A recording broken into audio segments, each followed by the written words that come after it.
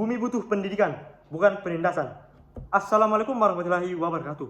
Salam sejahtera bagi kita semuanya. Yang terhormat Dewan Juri, para peserta, dan hadirin sekalian yang saya banggakan. Hari ini saya berdiri di hadapan Anda semua untuk menyatakan bahwa kami dari tim kontra menolak mosi ini. Kami percaya bahwa perubahan iklim itu nyata dan serius. Kami percaya bahwa diskriminasi iklim memang merugikan. Tapi kami juga percaya bahwa menggunakan hukum pidana untuk menghukum orang karena pendapatnya adalah langkah yang keliru, bahkan membahayakan. Sepertinya ada gagal paham dari tim pro.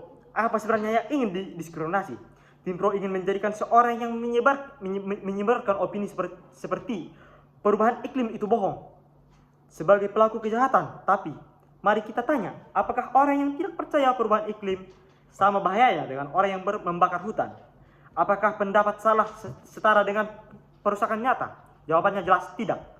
Kita bisa membantah mereka, kita bisa melawan argumen mereka, kita bisa menjelaskan dengan sains dan data. Tapi memasukkan mereka ke penjara, itu cara yang salah. Kedua, ada kegagalan logika dari tim pro yang harus kita bantah. Tim pro berpikir bahwa dengan mengkriminalisasi penyangkalan iklim, maka masyarakat akan lebih sadar. Tapi logika itu keliru. Karena yang membuat orang tertarik pada teori konspirasi, salah satunya adalah rasa ditekan dan dilarang berbicara. Begitu negara berkata, pendapat ini tidak boleh diungkapkan. Orang-orang itu akan justru berkata, wah, berarti ada yang tersembunyi oleh negara. Apa yang terjadi? Maka mereka malah jadi makin percaya pada kebohongan. Kebebasan berpikir dan berpendapat adalah hak dasar. Kalau kita mulai menghukum orang karena opininya hari ini, besok bisa jadi semua kritik dianggap pelanggaran. Hari ini yang dihukum orang yang menyangkal iklim, besok orang yang mengkritik kebijakan iklim, lusa orang yang berdebat pendapat dengan pemerintah.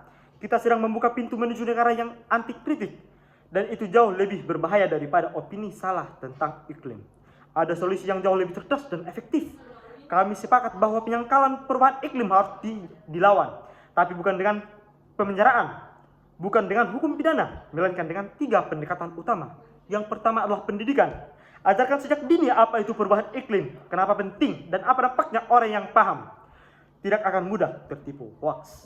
Yang kedua adalah transparansi. Pemerintah harus terbuka soal data iklim, emisi, kebijakan energi. Rakyat yang diberikan kejelasan akan punya kepercayaan. Yang ketiga adalah kampanye kolaboratif. Libatkan tokoh agama, tokoh adat, seniman, dan figur. Jangan lawan narasi dengan ancaman, lawan mereka narasi dengan yang lebih kuat. Kita harus paham siapa musuh sebenarnya. Yang merusak bumi itu bukan orang awam yang bilang iklim itu hoax. Yang merusak bumi itu adalah perusahaan yang membakar hutan demi sawit, korporasi yang telah membuang emisi besar-besaran, pemerintah yang mengabaikan regulasi lingkungan. Kalau ingin tegas, hukum mereka, tapi jangan alihkan fokus kita ke orang yang salah pikir hanya karena mereka belum paham. Apakah kita mau jadi negara yang mengontrol pikiran? Kalau pendapat salah bisa dihukum, maka tidak ada lagi ruang untuk diskusi. Bayangkan, seorang guru yang keliru menjelaskan iklim itu dituduh menyebar penyangkalan. Seorang jurnalis yang mengkritik laporan iklim bisa dikriminalkan. Seorang warga biasa yang menyampaikan kebingungan di media sosial bisa dianggap pelanggar hukum. Ini bukan solusi, ini reparasi. Mengkriminalisasi justru bisa menjadi bumerang. Orang-orang yang sebelumnya ragu bisa merasa menjadi korban. Mereka akan berkata, lihat, ini bukti kami dibungkam, berarti apa yang kami katakan benar. Akhirnya mereka mencari tempat lain, grup tertutup, forum gelap, dan yang lebih buruk, mereka bisa menjadi lebih ekstrim. Hukum pidana bukan jalan pendidikan. Tujuan kita adalah membuat masyarakat sadar dan berpikir, bukan membuat mereka takut untuk berbicara. Kalau orang tidak berani bertanya, mereka tidak akan belajar. Kalau orang hanya diam karena takut dipenjara, maka mereka tidak akan sungguh-sungguh berubah pikiran. Yang ada hanya kepatuhan palsu, bukan kesadaran. Penyangkalan bisa diubah dengan dialog, bukan penjara. Mari kita lihat sejarah. Dulu banyak orang percaya bahwa rokok tidak membahayakan kesehatan.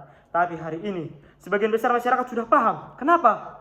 Bukan karena orang yang perokok di penjara, tapi karena edukasi, kampanye kesehatan, dan data yang terbuka. Begitu juga dengan isu iklim.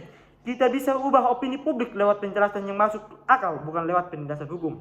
Hadirin yang saya hormati, kami tidak sedang membela kebohongan. Kami tidak sedang memberi ruang untuk penyangkalan. Kami justru sedang menyelamatkan cara yang benar untuk melawan kebohongan itu, yaitu dengan pendidikan, dialog, transparansi, dan hukum tepat sasaran. Karena kalau kita salah sasaran, maka niat baik akan berubah menjadi alat reparasi. Maka kami dari tim kontra dengan tegas menolak mosi ini. Mari kita selamatkan bumi dengan ilmu, bukan dengan pemenjaraan. Mari lawan informasi dengan logika, bukan dengan intimidasi. Terima kasih. Assalamualaikum warahmatullahi wabarakatuh.